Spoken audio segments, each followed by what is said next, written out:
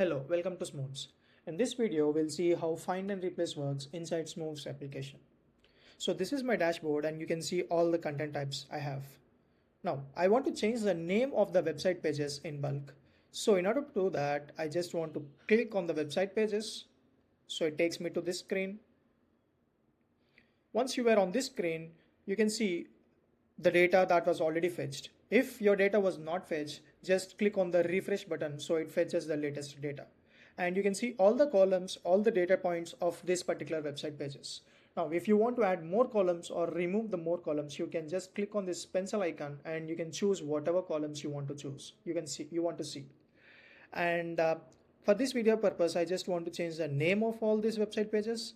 So in order to do that, I will click on this icon and click on find and replace. So we have two options. First one is find and the find and replace. So find helps you to find the terms that were there on the particular pages, and find and replace helps you to find as well as the replace or add the new data or edit the data in bulk.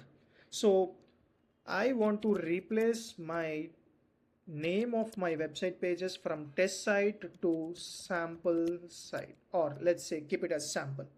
And I want to change the name of the column, so you can choose a column name. Here it is, and yes, you can click on the preview changes, and here is we have 35 items with the name test site, and here is your previous value, here is a new value, and you can just click on all the pages, or if you want to select individual records, you can also select individual records as well. So for this video purpose, I want to change all the records. Click on proceed to confirmation, confirm, and let's wait for a while to get the changes applied to all your pages.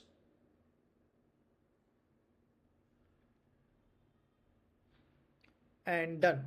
So once all your changes were applied, you get your result screen. It says all my 35 items were applied. All my 35 items were updated.